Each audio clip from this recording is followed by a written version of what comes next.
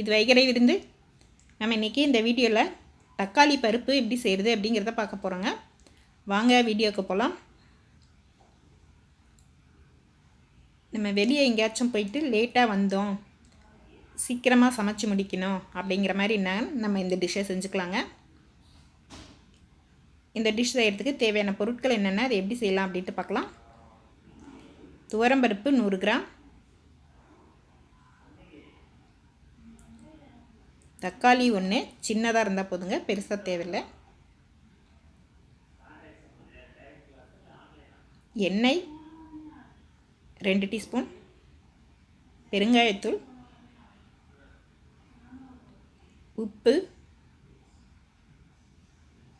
மஞ்சள் தூள், வடகம்,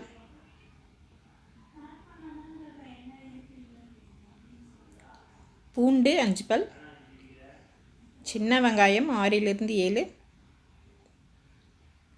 பச்சை மிளகாய் 2, கருவேப்பிலை, கொத்தமல்லி தழை.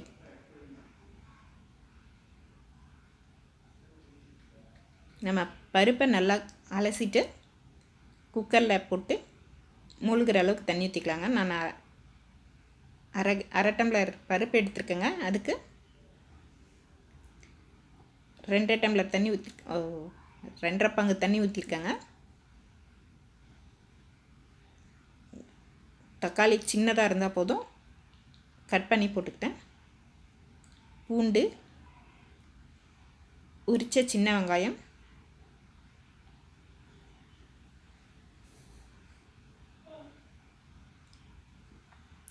பச்சை மிளகாய் 2, பச்சை மிளகாய் போடுறதா இருந்தால் போட்டுக்கலாங்க, இல்லைன்னா மிளகாய் தூள் கூட போட்டுக்கலாம்.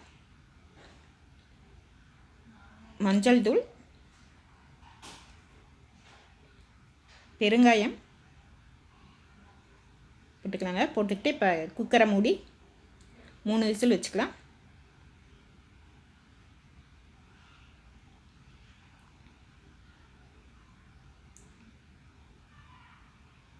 மூணு விசில் வந்த உடனே எடுத்து பருப்பில் இருக்க தண்ணி எல்லாம் ஒரு கிண்ணத்தில் வடித்து வச்சுக்கிறாங்க. அப்போ தான் நமக்கு கடையிறதுக்கு ஈஸியாக இருக்கும். இப்போ ஒரு சட்டியில் போட்டுக்கிட்டு நல்லா கடைஞ்சிக்கிறேன். உப்பு போட்டுக்கலாங்க. உப்பு போட்டுக்கிட்டு கடைஞ்சிக்கலாம்.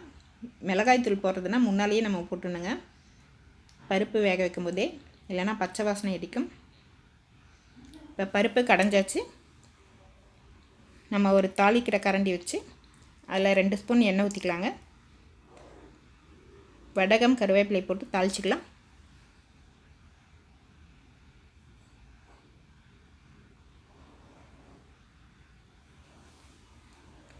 இப்போ நம்ம கடைஞ்சி வச்சுருக்கிற பருப்பில் ஊற்றிக்கலாங்க. எடுத்து உங்களுக்கு வடகம் வேண்டாம்னா கடுகு உளுந்த பருப்பு கூட போட்டு தாளிச்சிக்கலாம்.